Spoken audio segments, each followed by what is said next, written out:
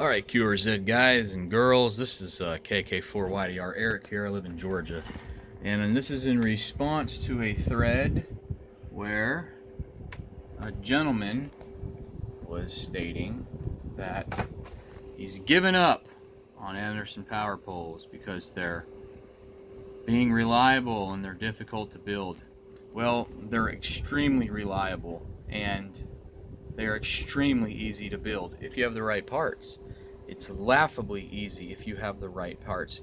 And what you need is a $45 crimping tool. Ham radio outlet, 45 bucks, tri-crimp, right?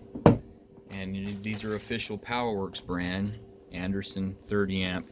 And what I'm going to do in this video is I'm going to set my phone down. I'm going to show you how easy it is. I have a tiny little piece of 12 gauge wire, it's speaker wire. I got a red and a black. I got two electrical connectors here that go inside and a little roll pin that locks the connector together.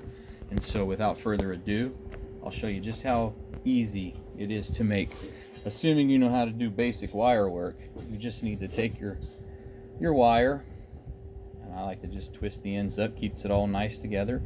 If you have to solder this, you're doing it wrong. That's what the crimper's for. You don't want to solder, you don't want to crimp, you don't want to crimp on. You don't want to pre-solder or pre-tin this copper and then crimp it on. All you're going to do is make an unreliable crimp.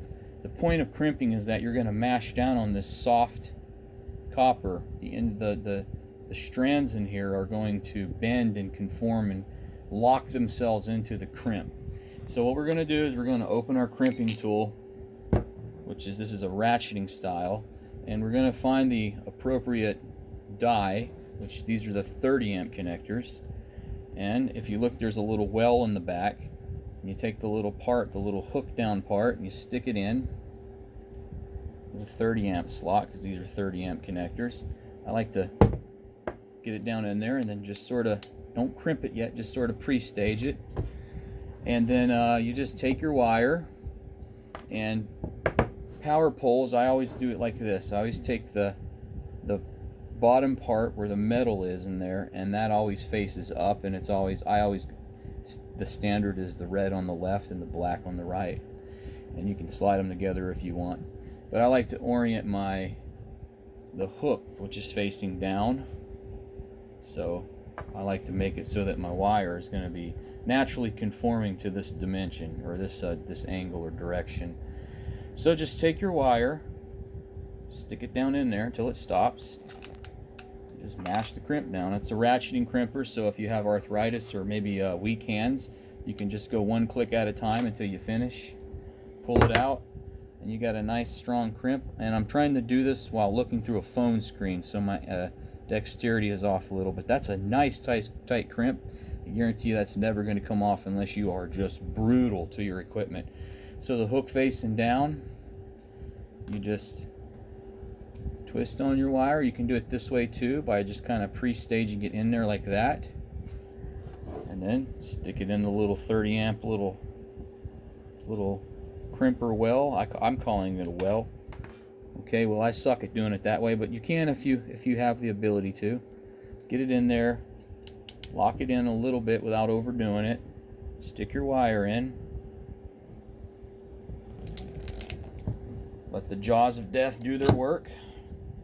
You're crimped. No soldering iron needed. Soldering iron's unreliable. Solder will break, solder will heat up, solder will come out, and that's pretty much it. Then you just take your little wires and you kind of stuff them in there. They line up just right. Line them up. Sometimes they're a little bit testy. If they get testy, you can always use a little screwdriver or another little small kind of tool just to kind of get a little grip, and you can mash it down in there. It's the only hardest part. See, that black one clicked in, but it looks like the sheath on this red one is catching. Some of these just don't want to conform. There, I did it by hand and I got it in there. There you go. And when you go to plug this thing up into, say, another type of connector, they should connect right into each other. Boom. So these are very reliable when they're crimped. And don't forget, take you some pliers. And I like to take the roll pin and use pliers, stuff it into that little hole.